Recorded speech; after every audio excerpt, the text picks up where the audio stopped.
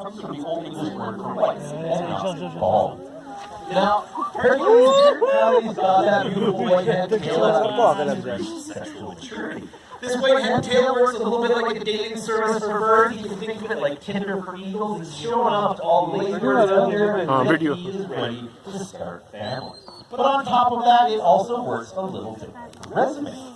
By the time he's got that white-headed tail, that means that he has reached adulthood. Now, that's a big deal in the raptor world, because only about 30% of birds survive into adulthood in the wild.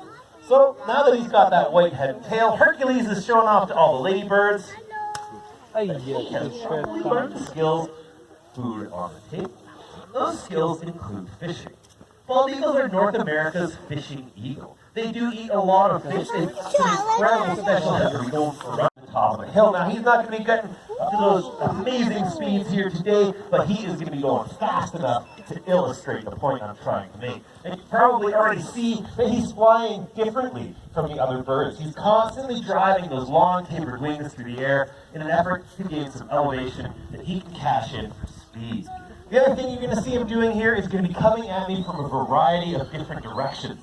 This is by design. He wants to do his best to throw me off guard. He wants to keep me off balance. He wants to make sure that he has the easiest job possible to catch this lure. So he does things like use the bleachers, the audience, and the cabins to blind me and to keep me.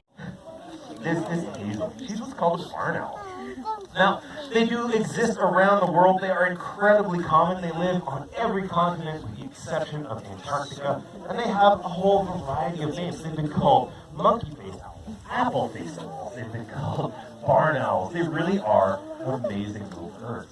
But don't be fooled by her cuddly demeanor. Hazel here really is an apex hunter. She may be small, but they are some of the most aggressive predators of rodents in the world. The best pesticides, rodenticides, and traps don't hold a flame to what a family of barn owls can do to rodents. In fact, the fact that they were persecuted for so long for being a spirit of evil or an ill omen can be correlated with how fast the spread of the Black Plague or the bubonic plague took place. During that time, owls were being killed en masse just for being an ill omen. In return, that meant that there were thousands upon thousands of owl or mice that weren't being eaten every night, which increased the population dramatically. So the Black Plague was able to spread that much more quickly. If you are interested in helping these beautiful birds, their numbers have been declining rapidly because of habitat loss. The smelliest bird you're going to meet here today, it's not because he smells bad, it's because he smells really, really well. Have a look just behind his beak and you'll see a hole right through his face.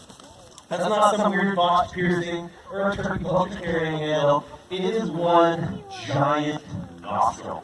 I like to think of turkey vultures as the cyclopses of the nose. While they cruise around, they're constantly sniffing through the gases emitted by dead and decaying flesh. And they're so good at it that a turkey vulture can smell a carcass from up to 5 kilometers away. It's really going to help you find food if you can smell it from that far away. But one of the main reasons Judge Dredd here isn't actually a raptor is because, well, imagine he's not going to find a lot of flying dead things, and he doesn't really need powerful killing feet because the food he's eating is already dead. So all Judge Dredd here has to do is approach it on the ground.